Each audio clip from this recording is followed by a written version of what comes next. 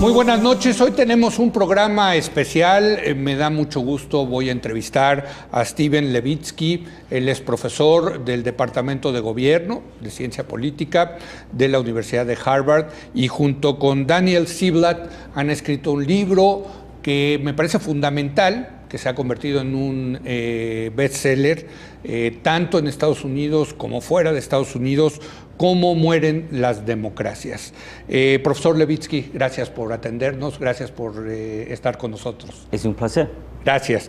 Bueno, comencemos con el tema. Me gustaría comenzar con el tema del libro, de cómo mueren las democracias. Y hay una parte muy interesante en su libro, desde luego Trump es un personaje muy importante en el libro, pero ustedes empiezan antes y con el tema de la muerte del ministro de la Corte, Antonin Scalia, ¿no? Y el rechazo de los republicanos a empezar el proceso de aprobación del candidato de la Suprema Corte que sustituiría a Scalia, ¿no? Cuéntenos de este episodio, ¿por qué es tan importante? Mira, el episodio es importante porque rompe con una norma básica que es que el presidente tiene que poder llenar una vacancia de la Corte Suprema. De hecho, fue la primera vez desde el año 1866 que el Senado no dejó que el presidente llenara una vacancia en la Corte Suprema. Y para nosotros era el caso, no el único caso, pero el caso más grave, más chocante de violación de normas básicas, que un proceso que empezó en los años 90, pero que había estado aumentando por los últimos 20, 25 años. Entonces, para nosotros, el problema no es solamente la elección de una figura, un outsider con instintos autoritarios, que es Trump, pero que el outsider con instintos autoritarios fue elegido en un momento en lo cual las normas normas informales, no escritas, que protegían la democracia, estaban debilitándose. Ya estaba listo, digamos, el caldo para un presidente como Trump. Sí, hubiéramos estado mejor para defender la democracia si las normas estaban intactas, pero no, estaban mucho más débiles que hace 30 años. Ahora, leyendo su libro, a mí me pareció muy interesante porque cuando yo estudié ciencia política y estudiaba política de Estados Unidos, toda la literatura de autoritarismo no se leía en American Politics, en política de Estados Unidos, sino que la leíamos para entender los casos de América Latina y Europa del Este. Y ustedes han traído esa literatura, me parece, al caso de Estados Unidos y otros casos, ¿no? Era necesario. Mi especialidad no es política de Estados Unidos, es política de América Latina. Mi coautor Daniel estudia Europa, pero en el periodo de los años 20 y 30. Entonces los dos habíamos estudiado el colapso de la democracia, habíamos estudiado el fenómeno como el populismo, pero en Estados Unidos esa literatura, como usted dijo, no fue leída. Entonces era el trabajo de comparativistas, politólogos que estudiamos otras regiones, introducir algunas ideas nuevas a los estadounidenses. Entonces ha generado un nuevo diálogo entre los que estudiamos América Latina y los que estudian Estados Unidos. Digo, yo nunca me hubiera imaginado que eso iba a pasar, Nadie. Cuando estudiábamos populismo y autoritarismo y transición a la democracia, nunca me hubiera imaginado que mis profesores de política estadounidense iban a utilizar esta literatura, ¿no? No, fue una sorpresa para todos. Empezamos las conversaciones que terminaron en el libro, empezaron en 2015, en la campaña, en principios de la campaña, en las elecciones primarias, cuando Trump, sobre todo, empezó a decir cosas y comportarse de una manera que no habíamos visto en nuestra vida en 50 años en Estados Unidos, pero que sí yo había visto en Perú, en Argentina, en Ecuador, en otros países de América Latina, y que sí Daniel había visto históricamente en países como Alemania y Italia. Claro. Entonces decidimos, wow, hemos entrado en un terreno nuevo y tenemos que buscar conocimiento de otros países, porque esto es nuevo en Estados Unidos. De hecho, yo quiero confesarle que cuando Donald Trump bajó de aquella escalera de la Torre Trump a decir que iba a lanzarse como candidato republicano a la presidencia de Estados Unidos, y que fue muy duro con México en ese discurso, ese día yo comenté que no había que tomar en serio a Trump, que era un payaso que quería sus 15 minutos de fama y que no nos preocupáramos. Pues me equivoqué, ¿no? O sea, porque no me imaginaba que un personaje como Trump pudiera transitar, pues ya no que llegara a la presidencia de Estados Unidos, que pudiera ser candidato al Partido Republicano. Bueno, usted no fue el único. Todos, Sí. todos los periodistas, todos los politólogos, todos los políticos. Sí, nos equivocamos. Inclusive los líderes del Partido Republicano, todos nos equivocamos. Muy pocos esperaban que él iba a poder llegar a la candidatura, y cuando ganó la candidatura, todos estábamos convencidos que iba a perder. Sí, claro. Pero eso, digo, ahorita regresamos a su libro, pero eso nos habla de que la academia tampoco pudo de alguna manera predecir algo como un fenómeno de Trump, un fenómeno típicamente, como usted dice, latinoamericano o europeo, ¿no? Sí, no, los politólogos no tenemos un muy buen récord de predecir. Podemos explicar las cosas que ya pasaron muy bien, pero predecir el futuro, pronosticar, no, somos muy malos. Igual que los economistas. Así Igual, yo diría quizás peor. Pero sí, fallamos por completo. Ahora, una de las cosas que ustedes hablan en su libro es la erosión de las normas, de las reglas del juego y en particular de las reglas no escritas. Esto, yo cuando lo leí dije, pues es que nosotros los mexicanos lo entendemos perfectamente porque el sistema priista estaba basado en las normas no escritas, no en lo que decía la Constitución, sino en las normas, en la otra Constitución que eran las normas no escritas.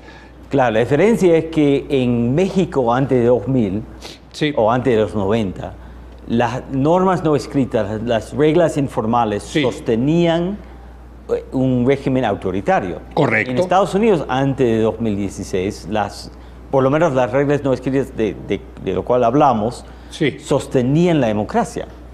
O sea, en Estados Unidos tenemos mucha fe, mucha confianza en nuestra Constitución. Correcto. Que es una constitución duradera, que ha funcionado muy bien, pero pensábamos creo que subestimamos el papel de las normas informales. Pensábamos que todo se debe a lo que está escrito, pero no es así. En parte tiene que ver, la estabilidad nuestra tenía que ver en parte con las reglas escritas, pero también tuvieron mucho que ver las reglas informales. Y dentro de las reglas informales es muy interesante porque lo que ustedes dicen es los partidos jugaban un papel importante, como de gatekeepers, ¿no? Sí.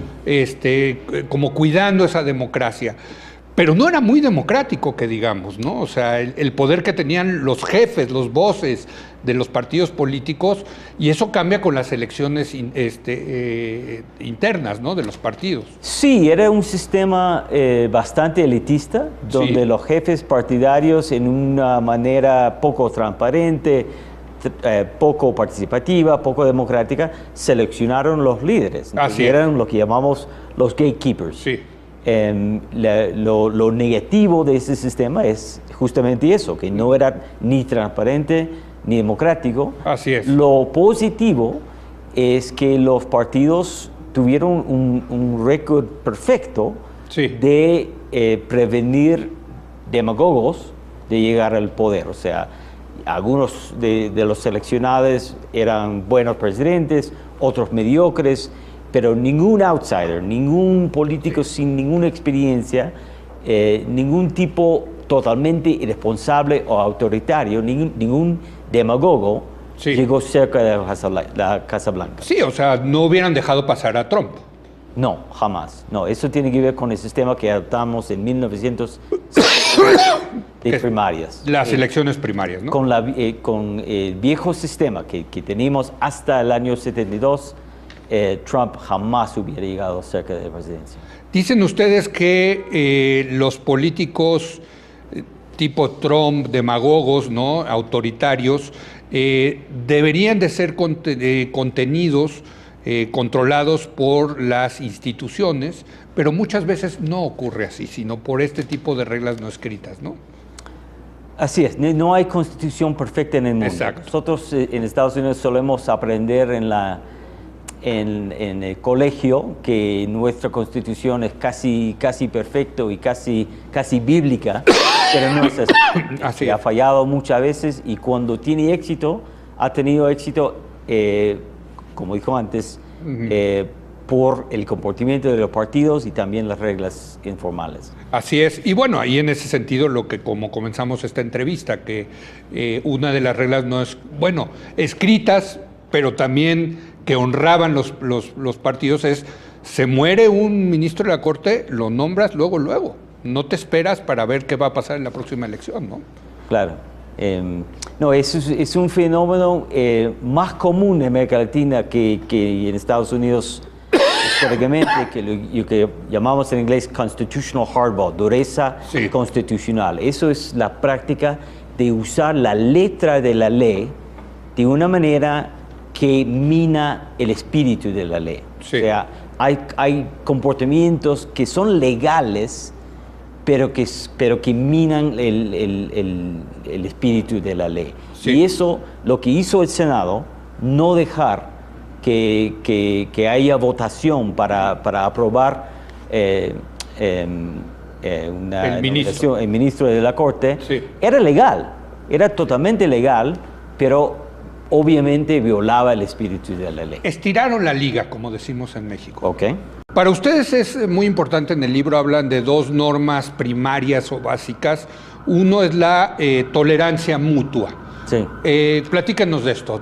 O sea, es condición Es muy básico. necesaria para la democracia. Ninguna democracia puede funcionar sin un mínimo de tolerancia mutua, que es básicamente si obviamente hay dos partidos en un sistema o más, los partidos, aunque se odian, aunque estén totalmente en desacuerdo en términos de ideas, de políticas, de programa, sí, aunque en términos personales no se caigan bien, aunque se odian, públicamente y en privado, tiene que reconocer que el otro partido, que los rivales, son patriotas, que aman el país y que tienen derecho, tanto como yo tengo derecho, de estar en política, de combatir y si ganan, de gobernar.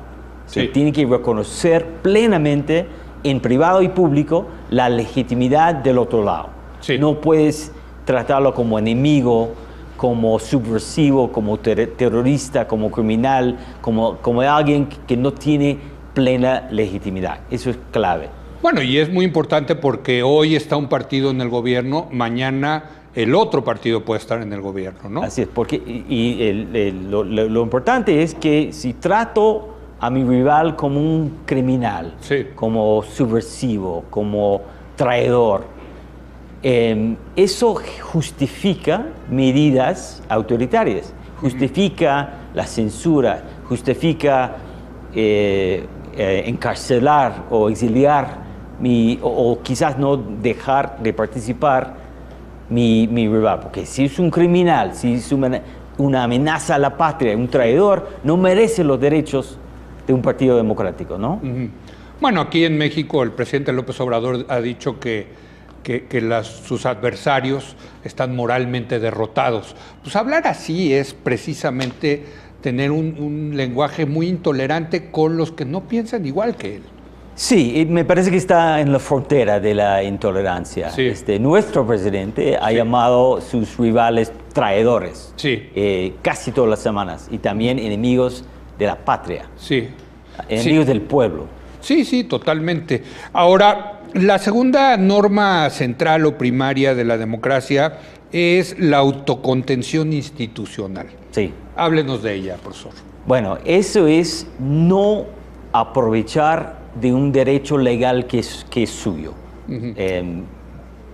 El presidente, por ejemplo, de Estados Unidos tiene el derecho legal de perdonar el que quien quiera, Sí. cuando quiera. Ujú. Cualquier criminal puede tener ministros de su gobierno que roban, que cometen crímenes, que abusan de la ley y puede perdonar todo si quiere. Sí. Está Está en la Constitución. en la Constitución.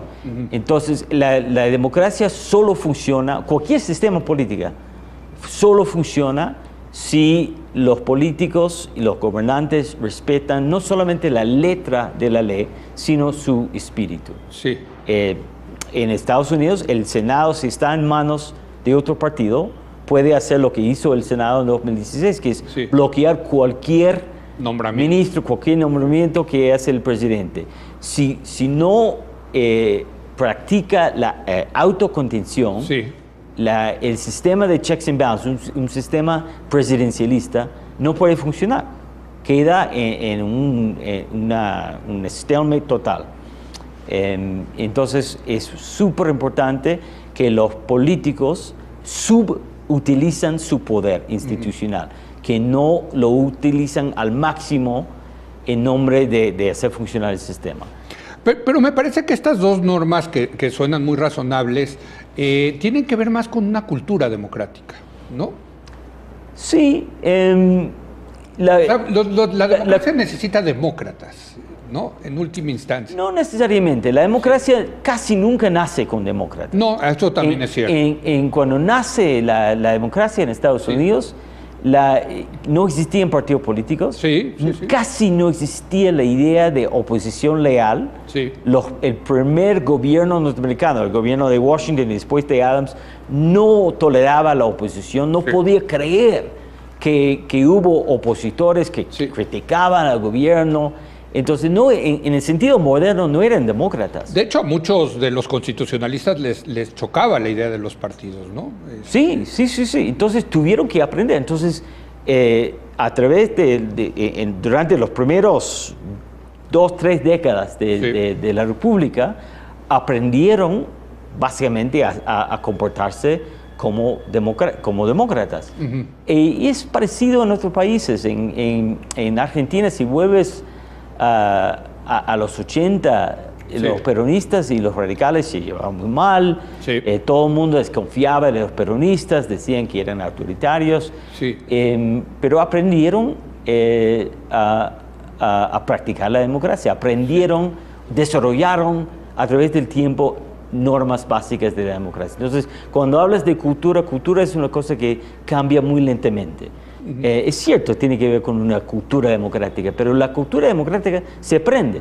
Se ha aprendido en cada continente del mundo, se ha aprendido en Ghana, se ha aprendido en Sudáfrica, se ha aprendido en Polonia, se ha aprendido en América del Sur. Claro. Entonces, no es una cosa tan difícil de desarrollar. Sí. Ahora, estaba pensando en dos países donde la oposición, la izquierda y la derecha, se tuvieron que unir para sacar adelante la democracia. Estoy pensando en Chile y estoy pensando en España, ¿no? Sí.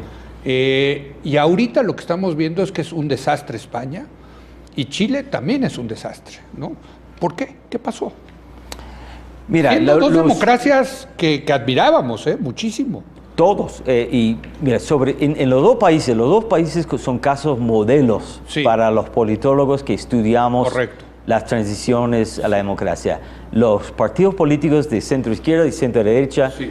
en Chile y en España hicieron todo bien. Sí. Es como un texto de libro Así de es. ciencia política. Envidiable. Negociaron- ¿Cómo? Envidiable, ¿no? Sí, Digo, negociaron, sí. llegaron a acuerdos, compartieron el poder, Sí. hicieron todo correcto. Pero los acuerdos y las prácticas de una generación no duran para siempre. Ujú. Te dan 20, 30 años de democracia que funciona, pero surge otra generación, Sí. quizás una generación que no se acuerda los costos de perder la democracia en Chile en los años 70, en España Con un el poco, franquismo. en mediados del siglo XX, y entonces los demócratas no pueden descansar sobre sus laureles de hace 20 años. Cada 20, 30 años hay que repensar un poco las normas, las prácticas, las reglas del juego. Es común. Entonces no sorprende que lo que funcionó en Chile en los años 90 y principios del siglo XXI quizás no funciona tan bien ahora. Tienen que repensar las reglas. Creo que Chile, que tiene instituciones fuertes, que tiene un Estado que funciona y que tiene una economía que más o menos funciona, que van a poder profundizar su democracia. No tiene que colapsar todo. Una crisis puede llevarte a un lugar muy mal, como en Venezuela hace 20 años, o te puede llevar a una democracia mejor. Creo que Chile, yo soy optimista, creo que los chilenos van a poder democratizar su democracia. Yo también, porque finalmente ha sido una sociedad la más próspera de América Latina, ¿no? Y si ve uno las demandas de las calles en Chile, ya son demandas de una sociedad de clase media, ¿no? Sí. Y bueno, hay un tema en cuanto a las transiciones. Lo que los chilenos hicieron muy bien era un proyecto elitista. La élite de derecha y de izquierda, que había estado casi en guerra civil, llegaron a una serie de acuerdos. Y lo llamaban democracia de los acuerdos, que era muy importante para estabilizar y consolidar la democracia. Pero era un proyecto muy elitista. Cuando surgió un problema, la élite del centro, derecha, izquierda, por 25 años, por 30 años, la reacción de los partidos era, bueno, reunión, hablar, negociar, pero no consultar al pueblo. O sea, era la distancia entre la élite y la sociedad civil, el electorado, la gente, era bastante grande. Quizás esa democracia de los acuerdos era necesaria en los primeros años, pero lo que faltaba, era participación, una sensación de parte del electorado de ser realmente escuchado, representado. Ese es el próximo paso. Déjame hacer una breve pausa, profesor Levitsky, y vamos a continuar platicando de cómo mueren las democracias, de su nuevo trabajo que está haciendo sobre regímenes que fueron productos de las revoluciones. Si le parece, hacemos una breve pausa y regresamos en un momento más.